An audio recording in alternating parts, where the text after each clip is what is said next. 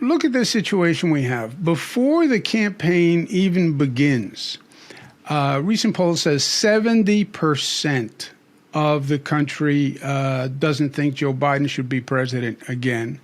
Majority of the country don't want to see a Biden-Trump rematch. I mean, it's fascinating in some ways. I can't recall an election where the feelings were so negative so early before the campaign even started. What do you think? Even before we've begun, everybody's already sick of these two old guys, right? Yeah. And by the way, it's not wrong to say old guys in this case. I keep hearing, Andrew, what a youth culture we live in, how the kids are dominating, but yet we end up with all these geezer polls at the top of the ticket, don't we? Gosh, it's a great question, and this, as you know, there are 47 answers to it, and all of them are a little bit true. The first one I would start with is that we're a grumpy nation right now. I mean, people are just grumpy. I mean, people's lives are difficult.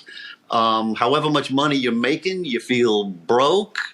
People worry that their kids and grandkids aren't going to have the same opportunities that they did. There's a lot of inflaming of kind of our worst prejudices out there. So I do think that Americans are in a frame of mind not to like anything that's placed in front of them. Not, by the way, to absolve the responsibility that these two candidates hold for that. But you'd agree with that, right? I mean, people are just in kind of a sour mood, aren't they? Yeah, no doubt about it. Not just a sour mood and not just grumpy. I think it's worse than that. They are afraid and they are fearful and they are angry. Mm-hmm. And that's below so many of these issues. You know, when you talk about immigration, you get that immediate heated response because you're touching an emotion. It's all about the emotion. The gun issue is emotion. Abortion issue is about the emotion. And they are as angry a people as I have seen. Also, Ellis, without a direct cause. You know, sometimes we have been through difficult economies, recessions, bank bailout, but you don't have that same individual event or reason that you can point to justify the anger. But they are anger, and I agree with you, that's part of what's going on. I don't know that you could put any name before them today where they wouldn't have a negative feeling. And it's probably more generic, a pox on all your house, federal government, politicians, politics, none of it works. Yeah, I think that's going on.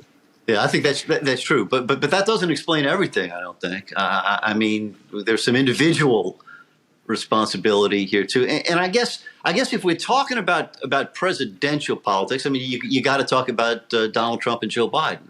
You know, as we sit here right now, it certainly seems like they're the most likely two nominees for both of their parties. I mean, there's really nobody running against Joe Biden who has any prayer, and it doesn't look to me like anybody's lining up to do that. There are a few people who want to run against Trump, but most of them are too scared to say anything negative about him. You know, DeSantis seems like he's coming and going in an awful hurry. I mean, honestly, the one that interests me on that side at the moment is Chris Christie.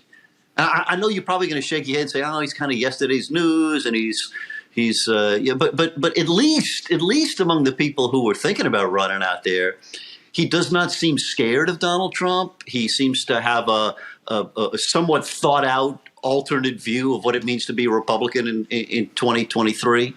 One conflict of interest on this I should probably reveal. I did work with him on his book, and so you know, you can question what I say maybe is conflicted somehow or another. But of the folks out there, to me, he seems like the one who's got something interesting to say.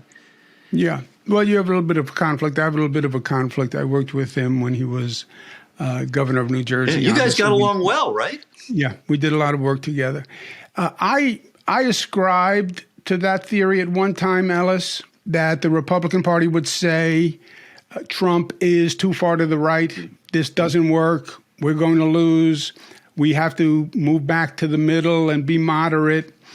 I I give up that theory now. Yeah, no, me too. I got to say, there's not much evidence to back it, is there? Yeah, I mean, and Trump has gotten stronger. Yeah. I mean, here, he gets indicted, he goes up Right. in the polls. Right. You know, Yeah. the Democrats are throwing everything they can at him, and he's going up. You know, he distanced himself from DeSantis, which is interesting because that really is the Trump phenomenon, right? He's anti-government, anti-establishment. They're after him. The Bragg indictment was fascinating to me. The Bragg indictment, a majority of the nation says that 75% actually say they believe the indictment was politically influenced. A majority of the Democrats say they believe the indictment was politically influenced, and they still support it. So when you get to a point where a society says our justice system is playing politics, we believe our justice system is playing politics. I mean, when you get to that point, Ellis, they have to be so disenfranchised to a level and disgusted, frankly, with the federal government that it's frightening. Well, yeah, and you can hardly blame them. I mean, the Supreme Court looks more like a congressional committee than it does like a august body of wise men and women. You know, it just depends on which party's got the majority is determining all these opinions. Listen, and if you ask people, is X political, whatever the X is, people will be inclined to say, "Oh yeah, sure, it is."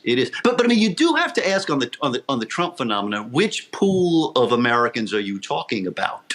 I mean, he clearly has a very strong grip on the Republican Party, but I still don't see any evidence that he's going to get that number, you know, much above, 40% maybe could be the ceiling there now. It doesn't seem to be convincing many people in the middle. Yeah, no, I don't think that's going to happen.